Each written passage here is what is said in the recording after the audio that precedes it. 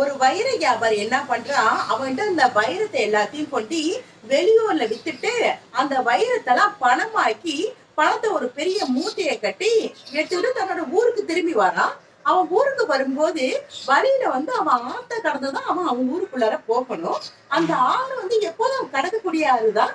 ரொம்ப தண்ணி இருக்காது, நார்மலா நடந்து போய் அவன் ஆத்த கடந்து அவன் வீட்டுக்கு போயிடுவான். அந்த மாதிரி ஆத்துல அவன் இறங்கும் போது பார்த்தா அன்னைக்கு தண்ணி அதிகமா இருந்துச்சு. தண்ணி அதிகமா வந்துகிட்டு இருந்துச்சு. சரி, நம்ம எப்போதும் கடக்கக்கூடிய ஆறு தானே அப்படின்ட்டு அவன் என்ன பண்ணா, அந்த ஆத்துல அந்த பனை மூட்டையோட இறங்குறான். இறங்கினோன்னா கொஞ்ச தூரம் போன பிறகு பார்த்தா தண்ணி அவன் கழுத்து வர வந்துருச்சு. கழுத்து வர வந்தோடனே அவன் என்ன பண்றான், தன்னை பேலன்ஸ் பண்ணும்போது அவன் கையில அந்த பனை மூட்டை என்ன ஆகுதுன்னா கீழே விழுந்துருது, தண்ணிக்குள்ளார விழுந்துருது. தண்ணிக்குள்ள விழுந்தோடனே அவன் கத்துறான், ஐயோ என்னோட பண மூட்டை தண்ணியில போது, யாராச்சும் காப்பாத்துங்க, என்னோட பண மூட்டை தண்ணிக்குள்ள போகுது, யாராச்சும் பண மூட்டையை காப்பாத்துங்க அப்படி சொல்லி கத்தி கூச்சலிடுறான். பக்கத்துல யாருமே ஆள் இல்ல.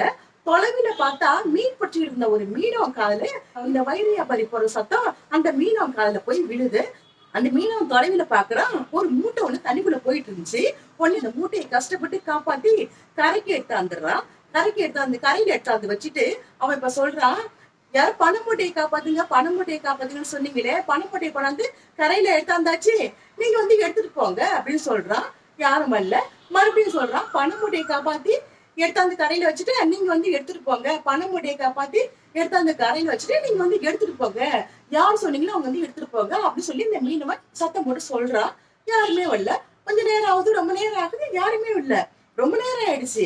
அவன் இதே திரும்ப திரும்ப சொல்றான், பணமூட்டையை நான் எடுத்தாந்து கரையில வச்சிருக்கேன், எடுத்துட்டு போங்கன்னு சொல்லிக்கிட்டே இருக்கான். யாருமே வரல. அப்பதான் அவனுக்கு தெரியுது, அவன் தண்ணியில அடிச்சுட்டு போயிட்டான் போல இருக்கு. பண மூட்டையை காப்பாத்துங்கன்னு சொன்னானே, அவன் தண்ணியில அடிச்சுட்டு போயிட்டானோ அப்படின்னு அப்பதான் அவனுக்கு சந்தேகம் வந்துச்சு.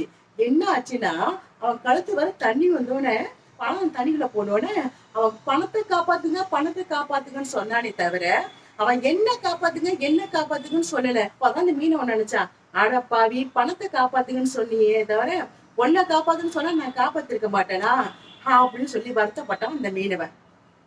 அதாவது பணம் வாழ்க்கைக்கு ரொம்ப தேவைதான். இந்த பணமே வாழ்க்கை ஆயிட முடியாதுங்கிறது தத்துவத்தை புரிஞ்சுக்கிட்டா வாழ்க்கை சிறப்பா அமையுங்கிறதுல எந்த சந்தேகமும் இல்லை. வாழ்த்துக்கள்.